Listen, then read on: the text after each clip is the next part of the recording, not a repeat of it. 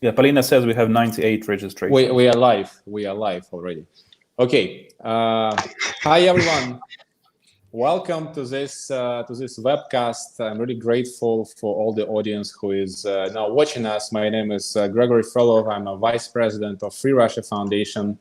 Today here, together with the American Interest, we're going to present you our latest milestone quarterly journal called Kremlin Influence Quarterly, which is a very important piece of work for us, and we will continue this work throughout the whole year and maybe longer. But before that, I want to drop a couple of points on the Free Russia Foundation's previous work on this issue, because in fact we started to talk about Kremlin soft power, Kremlin malign influence, different kind of influences current Russian government does in the world. Back in 2016, when we actually started to produce a lot of reports. The first one was the Russia's Bad Example by Melissa Hooper, talking about how Russia exports the restrictive and repressive laws all around the world, not only in Europe, but even like in Latin America and Africa. And it was way before the whole big question about Russian malign influence started. We've been working on such thing as Nord Stream 2 for many years, publishing reports and advocating against this. Probably one of the most powerful tools of Kremlin geopolitical influence in Europe. And we're really happy that right now it's really having a lot of troubles with the US sanctions and a German regulator. Last year, Free Russia Foundation published a huge piece of work called Misrule of Law, which was a collaboration of a number of famous journalists and political analysts who've been writing about Kremlin's influence on the legal practices, Kremlin disinformation campaigns, and a number of other actions in Europe, in Ukraine, and even in Africa. And I think actually that report was a big push for us to work on this topic more regularly. And we saw that there is a lot of attention to this topic within the policymaking community, within journalist community, and just everywhere, because apparently Kremlin's influences and Kremlin's actions are everywhere right now. So we want to, to actually track this, to show it to the world, and so everyone will pay more attention and can make some steps to make our countries less vulnerable. So today we're presenting Kremlin Influence Quarterly. This is a journal about Kremlin malign influence, which you're going to cover European Union, including United Kingdom, even it's not European Union anymore, but we wouldn't miss a chance to talk about Russians in the UK. The Eastern Partnership countries, including Ukraine and Georgia, of course, because that's really key areas at the moment. And the Western Balkans countries. We don't have any Western Balkan country at this first issue, but we surely going to have one in the next issue this year. So I'm talking too much. I'm passing the floor to Damir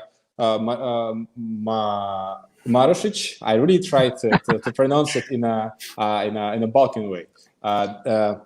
An editor with the American Interest, who will be a moderator of today's discussion. Greg, thank you so much. It's a real pleasure to be here, and thank you for the correct pronunciation of my last name. I just really wanted to start by thanking Free Russia Foundation and expressing how happy we are at the American Interest to be associated with you guys on this project. It's a worthy project, and you guys do tremendous work. So congratulations to you all for getting this paper done. I'd also like to welcome all the viewers out there in internet land. Please avail yourself on YouTube of the comments section. We are monitoring them here. I am, in fact, I see them. And I will endeavor to include you in our conversation here. So please don't be shy. We're trying to make this as interactive as possible. Here with me, besides Greg, are two really, truly excellent people. Both, I think, authorities in their fields. and I'd like to introduce them and have each of them speak a little bit before we open it up. We have the editor of the project, Anton Shekhovtsov, who is really, I would say, an authority on the whole question of political warfare, and it's something that I think he will talk about in his opening remarks. His book Tango Noir, Russia and the Far Western Right, is absolute must-read on these issues, and you guys couldn't have picked a better person to head this project. And I also have with me Péter Krekó, who is a fellow at the Political Capital Institute in Budapest. I am not exaggerating when I say that whenever I am somewhat confused about the often confusing situation in Hungary and what is really going on, I turn and look for Peter's writing. It really is, he's really top-notch in the field. So we're really privileged to have both of them here. So to kick us off, Anton, if you might say a few words. Your last chapter, or section of this of the first issue, really tries to conceptualize, both what I think you're trying to do and to round out the questions that you're asking. So if you could kick us off by talking about that, and then we can talk about another chapter that you're involved in, Russian influence in Italy. But let's start off with big picture stuff, please. So Anton, please. Yeah, Damir, thank you very much. Thank you for your kind introduction. I was indeed invited by the Free Russia Foundation to lead the project on malign influence of Putin's Russia in Europe. And we started, and I think it was an important decision to start with a theoretical framework, because we all know that talking about malign influence, Russian malign influence, we heard these talks for several years now. And but the problem was that the concept was never defined clearly. The theoretical framework was not provided. Everybody used just their own. Of course, that's subjective opinions, which are legitimate. But I wanted to do something like a general. I wanted to look at the theoretical concepts, terminology that authors have been using for several years now, and offer a general framework for analyzing this malign influence. And in the first issue, which has 8 essays, the last one is a theoretical one. At the center, at the core of this theoretical framework, is the definition of malign influence in Europe as a type of influence that undermines and subverts European values and democratic institutions. And I think it is really important to define it this way, because sometimes we are confusing so-called legitimate influence, because if you look at the world, all the nations, they try to influence behavior of other nations. This is something quite legitimate. This is what countries do. This is, through diplomacy, traditional diplomacy, public diplomacy. This is a normal thing. What we're talking about is particularly malign influence. And the question for me was, so what is malign about this malign influence? And I offer this definition about, it's about European values, about subverting them, and it's also about democratic institutions. It's about undermining these democratic institutions. And also in this theoretical piece, I identify different areas. Sometimes they overlap, these areas where this malign influence, where we can see this malign influence. And there are 10 areas. I will not list them all now, but I want to say that we used these areas when we collected papers, chapters for the first issue. So, for example, Péter Krekó, he will be talking about his own piece, of course. But for example, he took Hungary, but also a specific area, which is diplomacy, diplomatic relations. Then we have an essay on Spain. And again, this is a particular area. This is not about Russia, the Kremlin's malign influence in all the areas. Now, it's specifically about law. And one of the instruments of malign influence of Putin's Russia is, for example, the lawfare. So we looked at how we can what we can talk about, how we can discuss Russian malign influence in a very particular area. And then, for example, for Ukraine, and Grigory Frolov, Vice President of Free Russia Foundation, will be mentioning this. This chapter discussed media in Ukraine. So we have this specific approach to studying malign influence in different areas and in different European countries. I will also talk a bit later about my own contribution, empirical contribution, that is about Italy and a new area that's appeared only recently. So it's not actually present in my theoretical framework, but this area is also the reason why we are doing so many things online now. The COVID pandemic, and how the pandemic can also be an instrument of malign influence. So this is a new area. Hopefully it will disappear at some point, but at the moment it does exist. So this is very briefly about the conceptual approach or theoretical approach to the quarterly, to the journal that we are presenting today.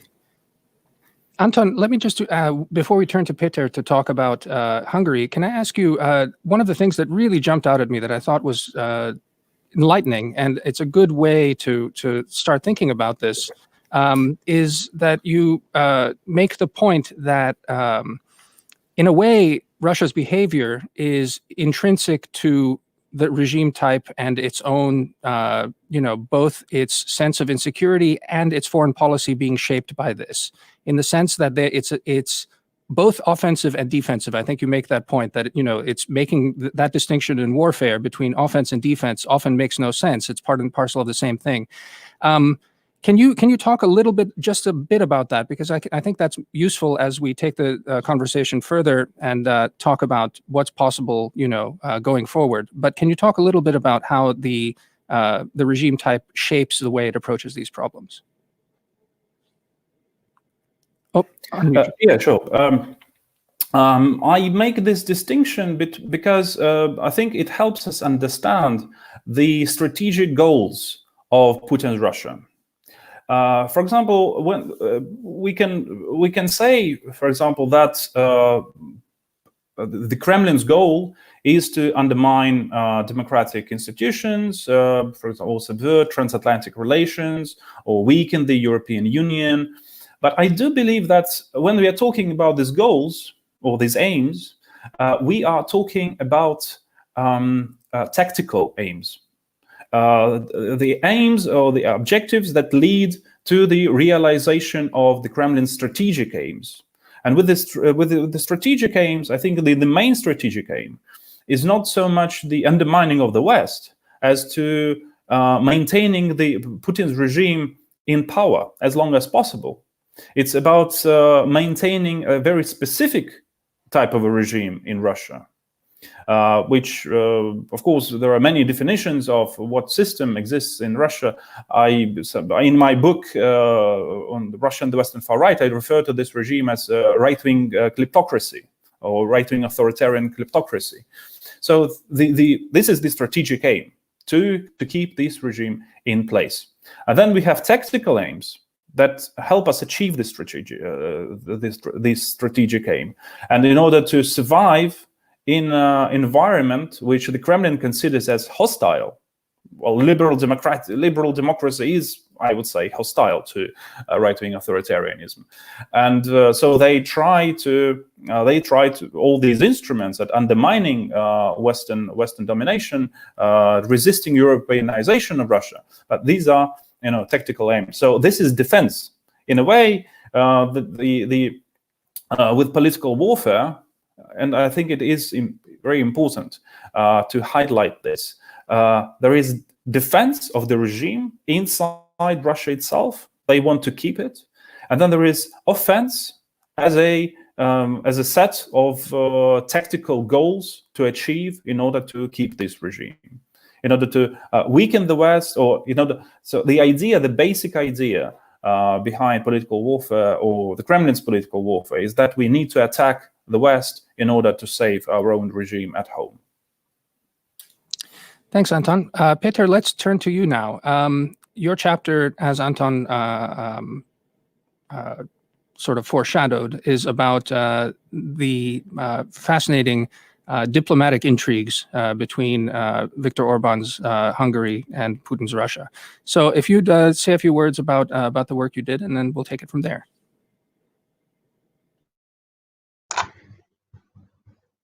Yes, so first of all, thanks a lot, Damir, Greg, and Anton, to invite me in this project and also to this discussion. And I think it's really a very important project to track, let's say, in an intellectually more deeper way, the malign influence of Russia in the West. And I think Anton's framework is really useful in analyzing what's going on in when it comes to malign influence of Russia in the West. In our case study that we wrote together with my colleague Dominic Istrate, we focused on the diplomatic relationship, only the diplomatic relationship between Hungary and Russia. And what we tried to why we did that, not really taking into consideration all the other things that we know, because if we find that the diplomatic relations themselves provide enough explanation for why the bilateral relations are so strong, then we do not need further explanation. But what we rather found is that this bilateral relationship is a mystery, and I will tell you why. So just a bit of a contextualization. Before Viktor Orban coming back to power in 2010, he was one of the most vocal critics of Vladimir Putin's Russia, and even back to 2008, he talked about the incumbent socialist prime minister as one of the puppies of Vladimir Putin, and the diplomatic relationship. I mean, the relationship between Fidesz, then an opposition party, and Russia was really frozen. But then there was a turning point in 2009 when Orban met with Putin at a side meeting of a United Russia Party Congress in St. Petersburg. And since then, gradually, this relationship became a rather close alliance in many sense, which is strange in the sense that Hungary is a NATO ally, a NATO member, and a new member at the same time. The numbers are talkative in themselves. So just since the annexation of Crimea, Putin and Orban met eight times on a bilateral basis. And there are not so many leaders within the European Union who could reach this figure or even exceed that. We only found that Germany, France, and Finland were the countries whose leaders met more frequently with Vladimir Putin. And yeah, if we talk about, for example, Germany and France, it's pretty obvious why they are important countries with huge economies, strong influence within the European Union. So, and Italy, I think, falls into the same category. So countries where, and huge energy markets. So you have a lot of interest by Russia to extend very good ties with these countries. But when it comes to Hungary, it's a bit more difficult to understand. Hungary is only a country of 10 million, and the bilateral trade is not on a very high level. Also, it's not one of the strongest countries within the European Union. So why is it so important for both sides? And what we rather found is that this relationship is highly asymmetrical. So it's rather obvious what are the advantages for the Kremlin. For example, the bilateral trade in itself, an extension of the nuclear capacities in Hungary, the so-called Paks 2 project, sadly making long-term gas contracts in a period where the Russia's position in the European energy market is rather shrinking. Also, it's a very good tool to disintegrate the European Union and NATO. There have been a lot of controversy around Hungary's behavior, especially around 2014, 2015, after the Crimean annexation. Why Orban is having such close relationship with Putin when most of the EU leaders were rather much more reserved in this respect. And also, Hungary is an authoritarian pupil of Russia, and we can see quite a lot of policies that are more or less copy-pasted in Hungary and coming from the Russian playbook. For example, there is a law that pushes NGOs to disclose their foreign funding, and it is really similar to the Russian law. Some of the paragraphs in the regulation itself are practical translations of the Russian law. What are the advantages for Hungary? This is much more difficult to see. Hungary received a lot of criticism from NATO and EU allies for having such strong ties. And what did Hungary receive in turn? Even in the last bilateral meeting between Putin and Orban, Orban openly raised the issue that the bilateral trade is highly asymmetrical. So Russia is selling much more products in Hungary than the other way around, and something must be done. The Paks nuclear power plant project is really not a good project in terms of economic sustainability and energy policy. So Hungary does not have too much advantages for that. And there were a lot of tenders that Russia won in Hungary in mysterious ways where Russia could benefit, but not so much Hungary.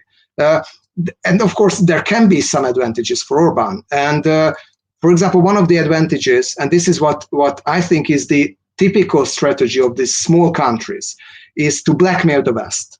If you don't treat me well, if you don't bring enough investments here, I will go to my Eastern friends in Russia, in China, and I don't need you necessarily.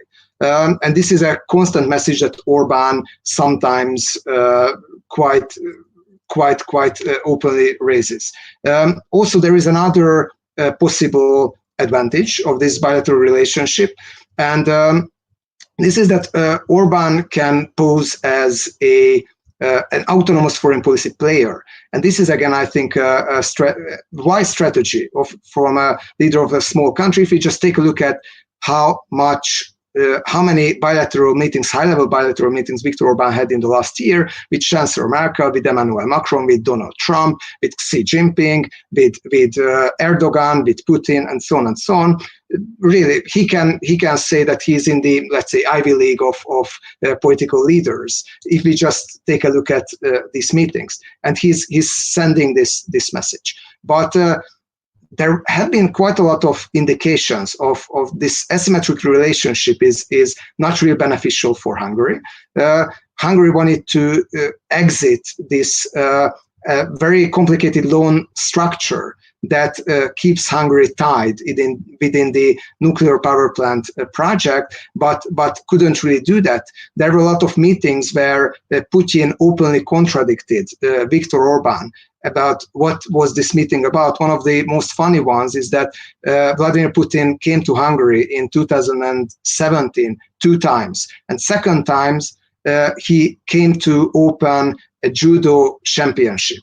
Hungarian government wanted to communicate it as a judo diplomacy event, a sports diplomacy event, because they felt that this is awkward, that Putin is coming to Budapest second time in a year, while the Russian diplomacy told that no, it was a bilateral meeting, and we discussed very important issues. So there were a lot of elements in which Russia tries to humiliate Hungary in this very strange relationship. And just to conclude, what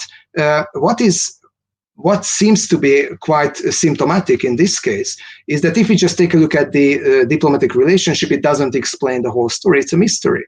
And what is behind the surface is a deep interlinkages of corrupt links that we can clearly identify in many economic projects.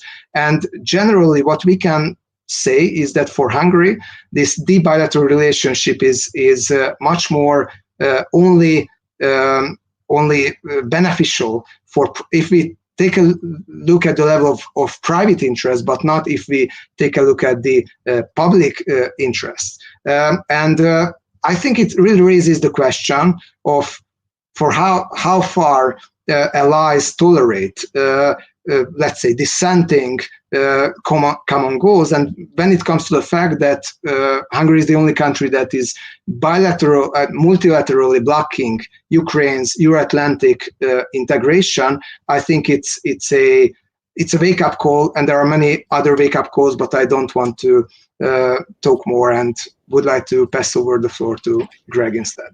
Yeah. Well, Peter, thank you so much. Let me just also remind our viewers out there on YouTube, please ask questions. I have two from Mr. George Uman, and I'm going to incorporate them. But Peter, let me just follow up, push you a little bit before we pass the baton. I think your piece was terrific. I think you set it up as a bit of a mystery as to what's happening, but it's the punchline is there as well, and it's beautifully tied together because the fact is, as you say, they're pupils of the Russian model in so many ways. What Orban is doing, and I believe it was in Anton's sort of final piece, and talks about how in fact a lot of this political warfare was first used on the Russian people themselves by the regime as it was coming up. And you see that's the exact same thing happening with Orban. So basically, it comes down to, not that there's any one of these situations is really are perfectly analogous, but it's the question then becomes it really is it is just not just, but it's a large part. It's about corruption and personal enrichment and sort of building cadres around himself that are personally loyal to the leader. George Uman says on chat, does Orban have his own circle of Siloviki at this point? That's a great question. Can you talk a little bit about the regime type and how it's developing in Hungary for a little bit at this point? Yeah, this is a very good and relevant question. Orban does not have his Siloviki, but he definitely has his let's say his people whom he involves to, let's say, cooperate with him in economically advantageous projects. So a lot of oligarchs around him, and some of them even on the governmental side. If you talk, let's say, not on the public with some pro-governmental people, they take it as practically as a fact that some of these people are the caretakers of the money of the prime minister himself. And one of them, Lőrinc Mészáros, who is the most wealthy man in Hungary, according to Forbes magazine, and he's a really, really close friend to the prime minister. He's deeply involved in the Paks project, and he's one of the subcontractors. We don't know if the Paks nuclear power plant will be built, but just by the preparing that and case studies and impact studies and so on, it costs a lot of money, and some of this money goes to this close friend of Viktor Orban. Also, there are some other investment projects in which Russia is involved, and they point to very close colleagues of Viktor Orban. And if we just not narrow the discussion on Russia, but involve China as well, there is practically a big railway project, the Budapest-Belgrade railway project, which is important in the 16+1 strategy for China, will be built rather soon. There was a conclusion of that between the two parties, and also a regulation was passed in the Hungarian parliament. And again, who is the biggest subcontractor for this project? This is the same guy, Lőrinc Mészáros, who is the wealthiest man in Hungary. And when an international journalist asked him that, what is your success? Why you're so wealthy? And he told that I'm just more clever than Mark Zuckerberg. So it's uninhibited, quite open form of oligarchic and to a certain extent nepotistic corruption. And but what I think differentiates it from the Siloviki clan, as far as I understand it, is that no one has such strong autonomy in themselves. So the whole regime, I have to say, it's just a country of 10 million, is much more centralized than the Russian Federation. And in the most important projects, it's always the prime minister and the closest colleagues who decide, and there are no real rivalry that Orban could not control, or Orban would just let it go. Excellent. Thanks, Peter. So again, our audience out there, we're going to turn a little bit now, and I'll ask Anton to talk about his chapter on Italy and the coronavirus opportunity. So, there's plenty to think about and dig into this, and then we'll turn to Greg to talk a little bit about the situation in Russia. Some of our audience are asking questions, but please ask questions on YouTube Live so we can make this as interactive as possible. Anton, let's then turn to you and your chapter on Italy. And the moves that the Putin regime has made very recently in trying to sort of turn this latest crisis to their own advantage. Go ahead, tell us about that. Yeah, I think it's a very interesting story, and you know that all pandemics or authoritarian regimes, they try to use pandemics to promote their own interests, to advance their own interests. Now in the internet, you can read a lot of articles making comparisons, for example, between the current propaganda on pandemic on different issues, and also the Soviet disinformation about AIDS, about the creation of AIDS, because there was an operation developed by the KGB in 1985 that tried to this operation aimed at convincing people in the world that the AIDS pandemic was the work of Pentagon, of the Americans, who allegedly were developing biological weapons. So the story about Italy is the story about Russian aid. Italy was hit really hard by the pandemic already in March this year. And one of the problems was that Italy asked for help from Brussels. It asked for help from the European Commission already in March. The European Commission forwarded this Italian request for help to individual member states. But until the beginning of April, no European member states helped Italy, and that was a huge problem. So China decided to help, and only after China helped Italy with ventilators, with masks, only then European member states started showing solidarity with Italy. So that was for China, that was a very convenient window of opportunity to show that it's so philanthropic, it's so friendly towards European countries, in order to obviously shift the blame for the original pandemic. And so it was even I could say that that was an operation on the part of China that can be called maskirovka, using the Soviet slang of political warfare. So Russia was actually very late to the party.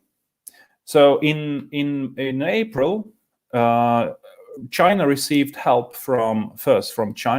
Italy received help first from China, and then from Germany, France, Austria, some other countries, and then Russia jumped in.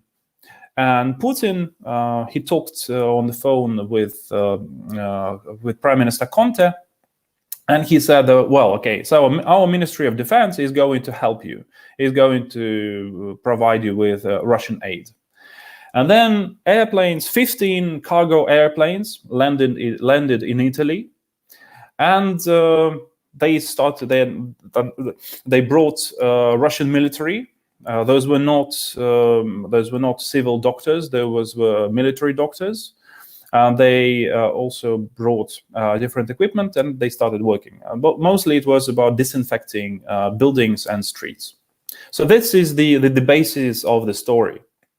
But there was a huge And it was only the tip of the iceberg of what was happening. Well, first, there were questions like about, for example, logistics. So these 15 airplanes then landed at an airport, and then all this equipment was put on trucks and transported 600 kilometers away from the airport to another airport, where the Italians and Russians had headquarters for the Russian mission. The question was, why not deliver the aid directly to the second airport? Why drive all this aid 600 kilometers? And the answer to this question, for me, it was quite obvious. They wanted to show that Russian military on huge trucks were carrying aid, waving Russian flags through a NATO country. That was a huge symbolical issue. That was a huge symbolical demonstration of power. The Russian Ministry of Defense published a photograph, for example, with the Russian officer showing on the map of Italy something to Italian military officers, as if creating an impression, look, we Russians, we are here, and we show you what to do in your own country. So these images, they were very, very important. And then, and also those airplanes, they also brought Russian military journalists from the Zvezda TV channel, which belongs to the Ministry of Defense. So it was this publicity coup. That was an operation that aimed at showing that Russia was a real friend of Italy. There was another aspect of this propaganda, is that Russian international media resources such as Sputnik, such as RT, the narrative behind their coverage of this Russian aid to Italy was that, look, the European Union does not help Italy, but we and China, we help Italy. We are real friends. NATO can do nothing about this. EU is doing nothing about this, but we are doing this. And this was, of course, a lie, because as I said, in the beginning, yes, there was unfortunately no solidarity with Italy, but Russia, when delivering this aid, came late because the European Union started already to help Italy. So the second wave of propaganda and disinformation was even worse, because several days after the delivery of this aid, an Italian investigative journalist from La Stampa, one of the mainstream publications, he claimed, with a reference to Italian officials, that 80% of the Russian aid was mostly useless. There were other experts saying that Italy did not really need disinfection equipment, because this is something that they had already in the country. What the country really needed was ventilators and masks, as in many other countries, and this is something that was in short. In Russian aid, it was the shortage of this particular equipment. The second wave came from the Russian official structures criticizing La Stampa, attacking this investigative journalist, Jacopo Jacoponi, directly. Maria Zakharova, the spokesperson for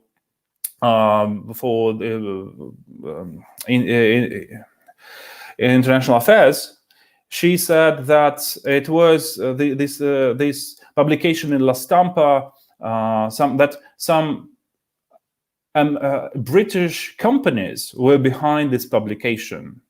The Russian Ministry of Defense also attacked the journalists even more virulently. What they didn't understand, the Russian official structures, is that by attacking the journalists and the Italian media, they made things even worse, because even Italian ministries had to reply that we are very grateful for the Russian aid, but this is absolutely incorrect to attack journalism, because journalism is one of the major democratic institutions in Italy. So there was a backlash. But the Kremlin did not stop. all these even marginal publications, not only official publications, but marginal pro-Kremlin publications were attacking La Stampa, coming up with different conspiracy theories why this journalist decided to write about this. And there were many other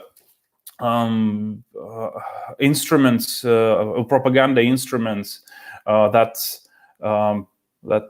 were used in attacks on La Stampa. And this story is far from over. The story about Russian aid is still being investigated in Italy, but I think we can already make a conclusion that this Russian aid was invented as a publicity coup, and it was quite successful in the very beginning. Only when Italian journalists and experts started investigating this aid, what it was about, only then this publicity coup basically was essentially destroyed. What, however, is quite sad in this Italian case is that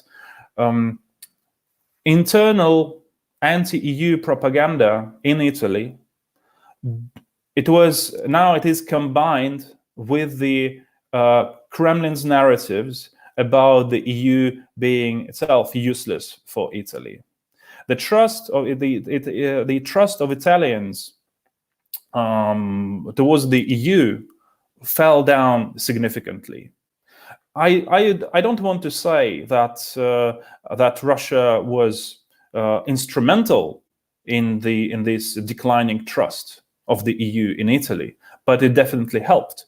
And this entire operation with the Russian aid, it was devised to undermine Italy's trust of the EU and NATO. So just to repeat that, it was not only Russia who did that, because anti-EU forces inside Italy, they contributed enormously to this declining trust. And also, of course, the mistakes of the EU in the very beginning. I understand that European capitals were confused in March because they were still very poor understanding what was happening with the pandemic. And unfortunately, this situation with the confusion of the EU in the very beginning was used by authoritarian regimes to advance their own political interests in Italy and elsewhere. Thanks, Anton. That's really a terrific overview. Lots of questions coming in. And let me try and sort of summarize some of this stuff, and maybe to keep the conversation going forward. Obviously, Italy is an open door. Several countries in Europe are sort of a very fertile ground for this sort of behavior by the Russians. And I think it's instructive, just contrasting as we are here, the approach in Italy to the approach in Hungary.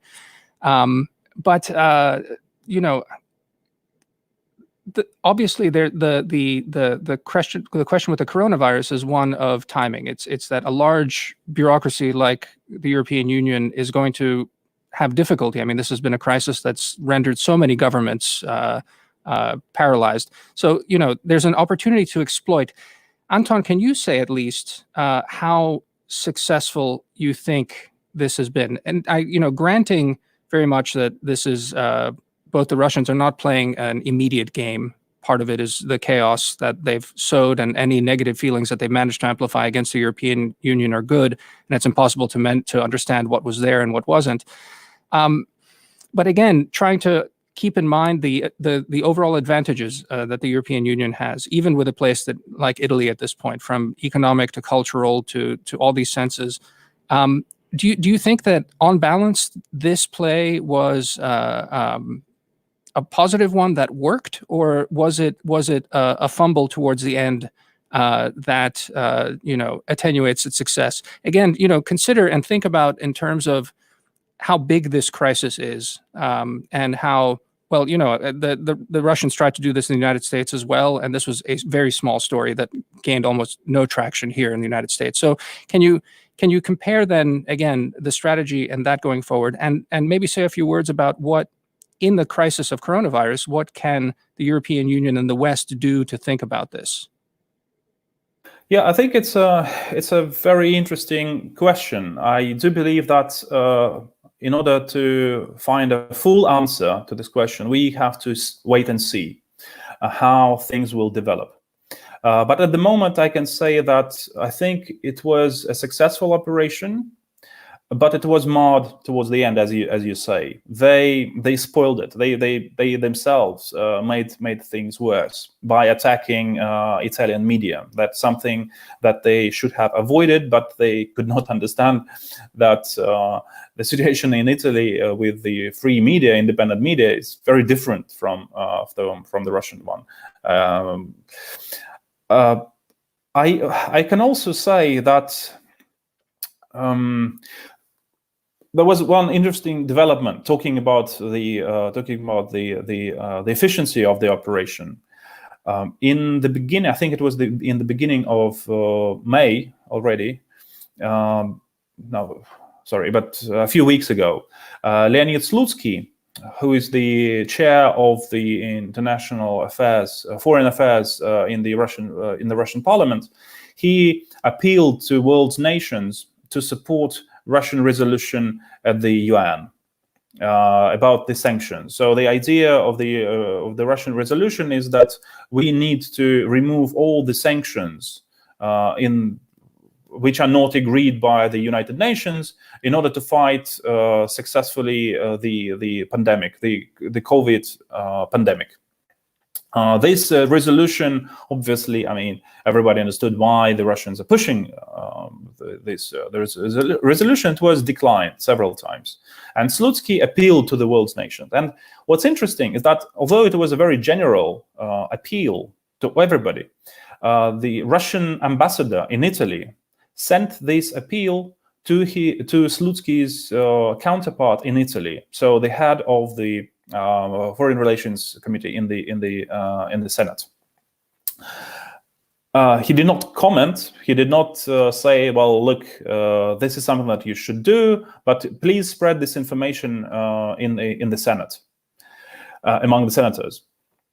And this was considered, and I think it's legitimately considered as a bill for Russian aid to Italy. So we sent you aid, we help you in this dire situation of the crisis, but now, well, please consider helping us as well. So can you please support, I mean, that was not said, but this is what this letter implied, that please support Russian resolution at the United Nations. So when I said that let's wait and see, we need now to see the behavior of Italy at the UN or in general concerning the EU's sanctions imposed on Putin's Russia for the aggression against Ukraine. But what can we say now for sure, and that's something that I mentioned, is that there is a decline of trust towards the EU and NATO in Italy, and Russia and Russian aid to Italy definitely helped. It did not form, it did not made this distrust, it did not cause this rising distrust, but it helped it develop. Peter, a question for you. I thought one of the things that I really liked in your part of the report was, you actually compared Orban's strategy a little bit to Tito's sort of non-alignment thing of playing, both sides of it. We had a session last week at the American Interest where someone brought up the point that one of the most surprising things, in fact, is that sanctions have held. That if anyone had asked at the beginning of the Trump term, for example, whether sanctions on Russia would have held, most of us would have predicted that at this point that would have folded. Can you talk a little bit about that? About what are the limits of blackmail? I mean, I think that what's interesting, contrasting the Italian case with the Hungarian case, is the Italian case is one of it seems to be a much more disorganized political scene where there are actors that definitely are working with Russia and are able to do it, but it's a much more chaotic scene, whereas there's a single partner within Hungary, and yet Orban still seems to be using this as some sort of balancing thing. Are there limits to this blackmail? Are there of this sort of blackmailing of the West? Do you have a sense of whether this balance gets tipped at some point? Can he keep balancing like this sort of indefinitely? Wish I knew, but what I can tell for sure, as from the Hungarian perspective, was that the expectations from the, let's say, pro-democratic opinion leaders in Hungary at the beginning of Orbán's term in 2010, that he just simply can't go too far in his undemocratic and illiberal adventures. Neither he can go too far in opening up to Russia and China, because we are an EU member state and a NATO member state. And the European Union would not allow, and the United States would not allow. And we are at this point, 10 years later, when Hungary is the only hybrid regime within the European Union, and even the COVID-19 just gave a further momentum to this democratic backsliding, plus the pro-China opening. Hungary was one of the very few countries who supported the exclusion of China from the WHO assembly to share its practices and experiences, totally against US interests. Hungary, for example, extradited recently, or it was a bit before, some Russian criminals to Russia instead of the United States. The Hungarian media right now is full of the narratives that Anton has just described, is that the EU doesn't help us, NATO doesn't help us, the West doesn't help us, China helps us, Turkey Council helps us, and so on. So, and what is the reaction from the European Union? Some criticism. What is the reaction from the United States? There was a recent phone discussion between Donald Trump and Viktor Orbán, and Viktor Orbán could just post it on Facebook that yes, the US-Hungarian relations are in their top shape. So I think he can go as far as he wants if the allies allow him. And this is, I think, the problem, that I don't really think that he could have done the same policy, let's say 10 years ago or even 20 years ago. So yeah, you see that a change is still, that it's having an effect. Maybe Greg, you could say a few words, and since we're coming up on an hour here, I'd like us to maybe lean a little forward now and think about this. It's in vogue to try and imagine what coronavirus is doing to just everything, the world, and what things are going to look like after this. Can you say a few words about what the situation is like in Russia right now? I mean, we're all following it. It's a little mixed about what we can or can't tell what's actually happening. But how is COVID-19 having an effect within Russia on Putin's ability to do these sorts of things? And then maybe we can talk about a little bit about resiliency in the West and how we can think about going forward. Greg, go ahead. You're muted. You're muted, Greg. Greg, go ahead. Oh, yeah, sorry for that. So when the coronavirus just already hit Italy and a couple more of European states, Vladimir Putin was still kind of acting like nothing happening and ever happened to Russia. And it was a very weird kind of behavior, because almost everyone understood that at some point coronavirus can come to Moscow. And this happened at the end of the day. And so I think Moscow at the moment is one of the most affected by coronavirus city in the world. And one of the things we see right now is that of proofs that the official statistics lowers the amount of people who actually died because of coronavirus. And if you're going to look on public stats, it's going to be 0.2, while in Britain it's more than 5, and it's more or less the same amount of identified patients. While we of course believe more to the British stats than to the Russian stats, because who knows what is there. But anyway, when the Kremlin kind of recognized that there is a problem, and the self-isolation regime was imposed.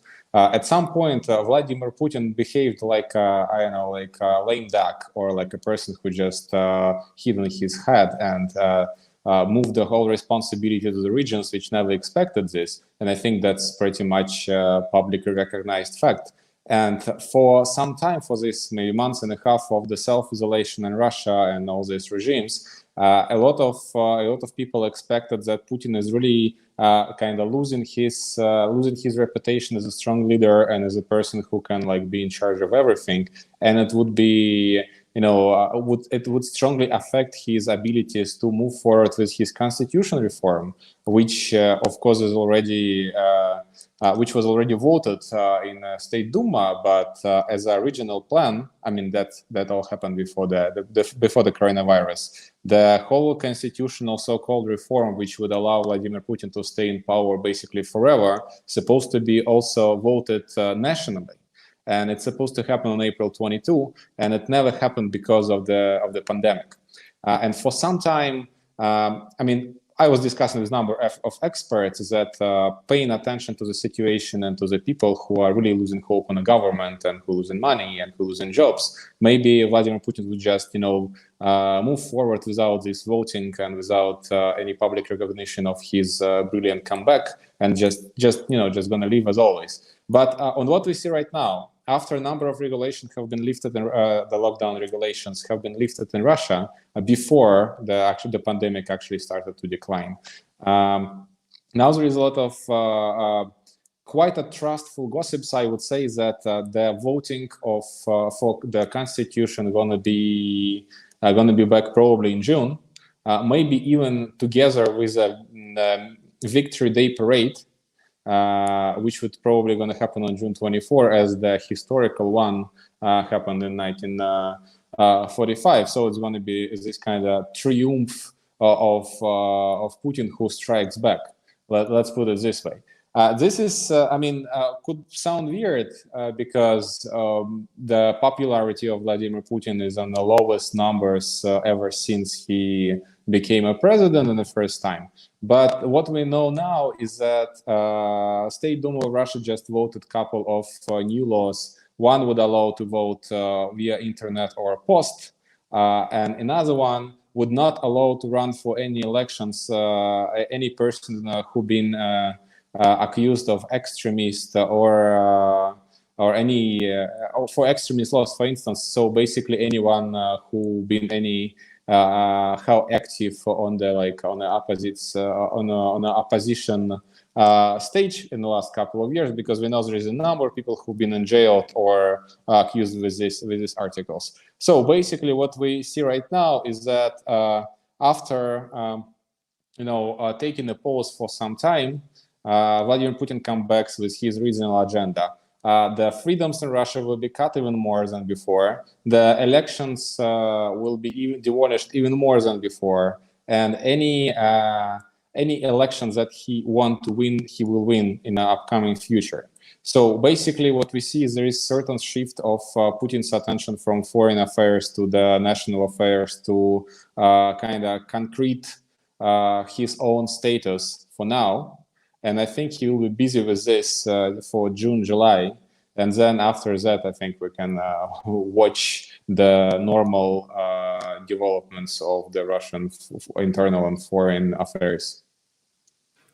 Thanks, Greg.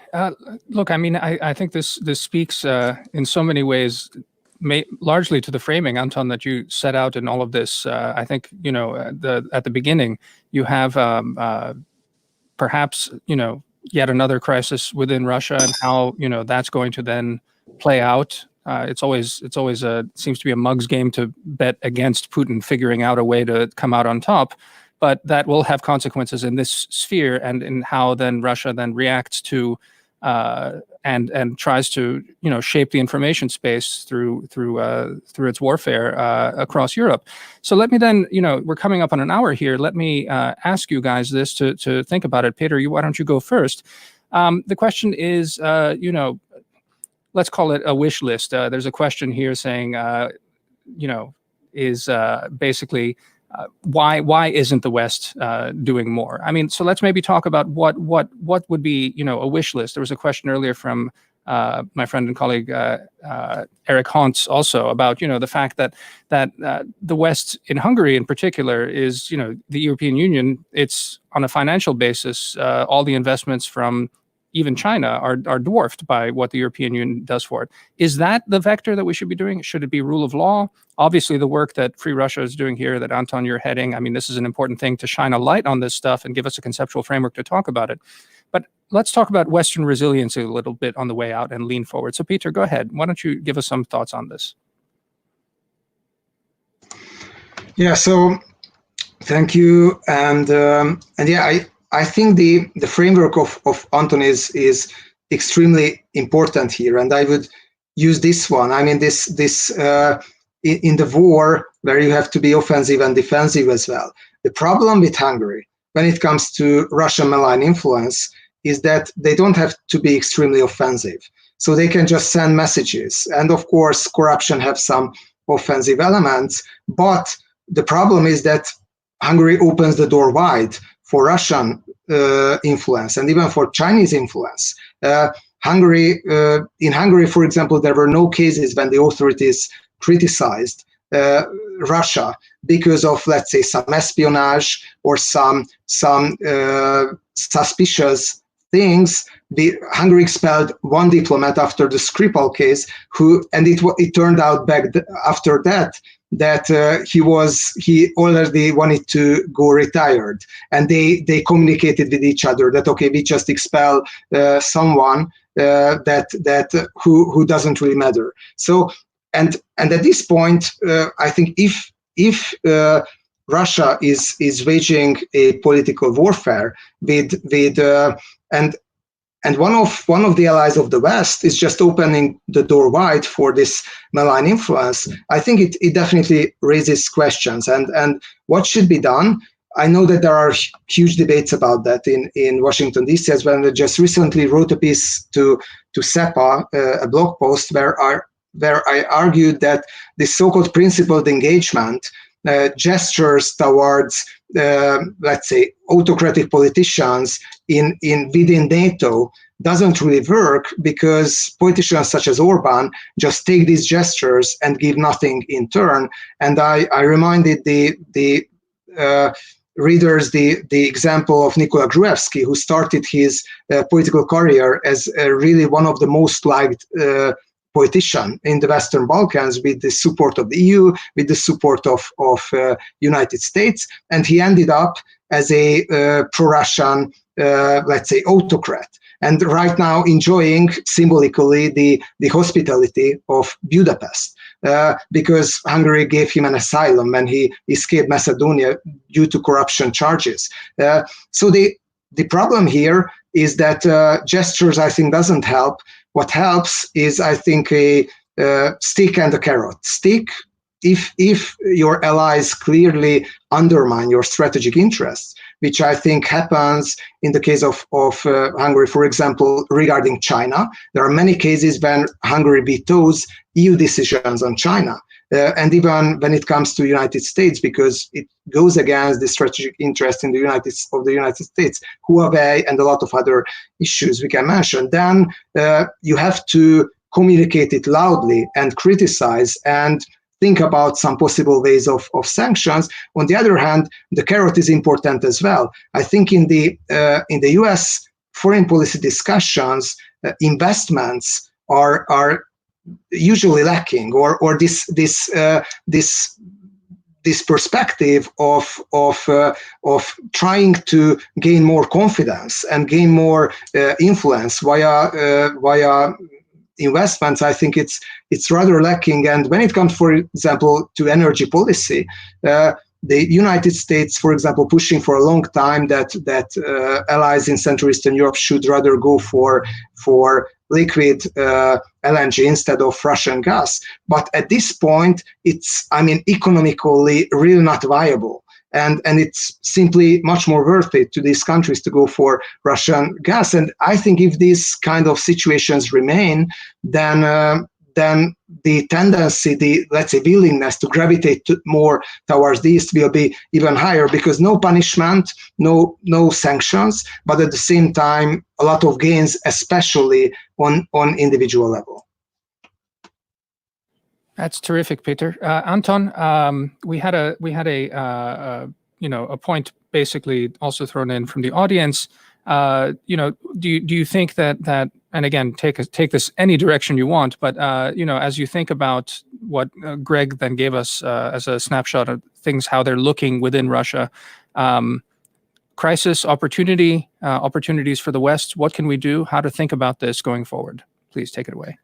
Yeah. Thank you.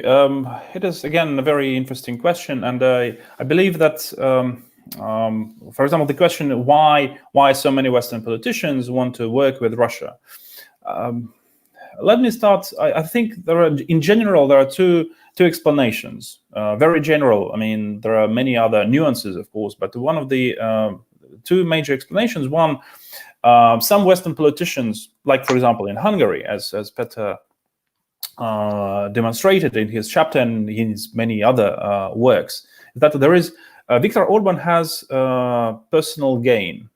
He is benefiting economically, financially, and the people around him, his circle of friends, they are benefiting from cooperation with Russia. So we are talking about some shady deals.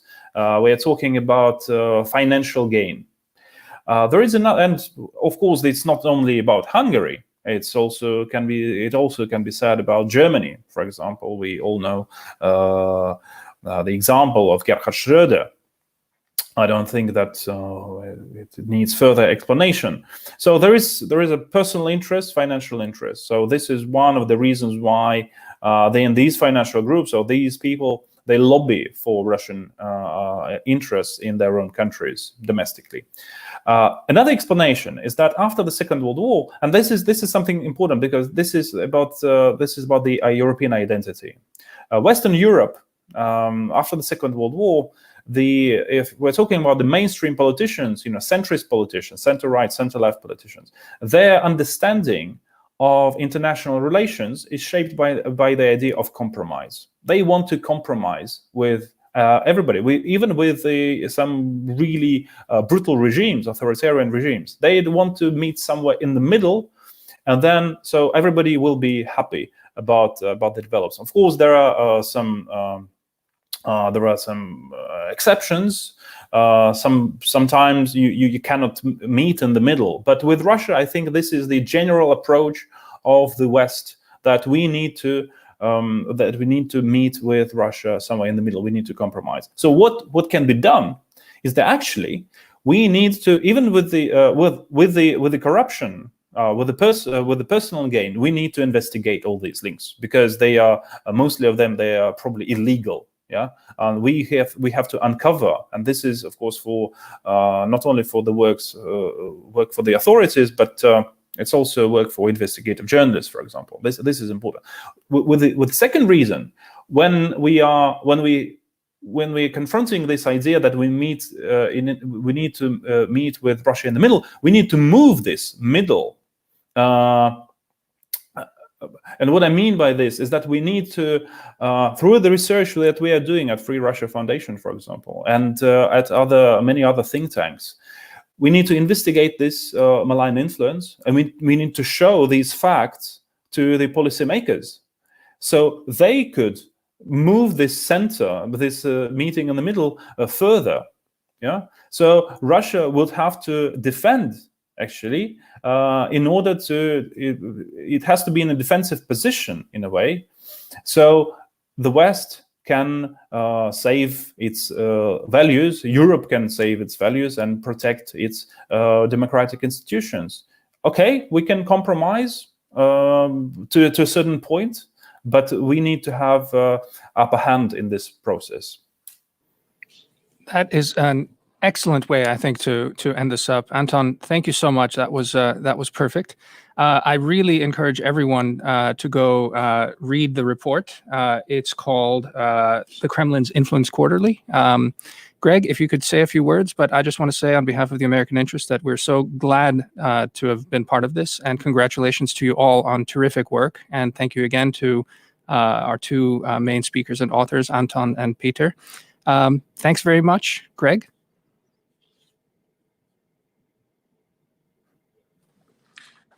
Thanks again, everyone, for this presentation. I think I wanna say just one phrase. The most important part of our new project, the Kremlin's Influence Quarterly, is that it's the continuous one. We actually gonna publish 4 quarterlies a year, and I hope that it's not going to be not only 1 year, but it's going to last as long as we have a current Russian government with its current international ambitions. The whole idea of this is that we will try to provide as much evidence base for any opinion makers in any European state or in the United States to follow the Kremlin malign influence and make decisions to stop it. I think that's a key point of the whole project, and I hope it will be as useful as we want. Thanks a lot. Yep. Thank you very much, Damir, for the moderation. Great. Thank you, Greg and Péter, for the participation. Thanks a lot for having me, and it was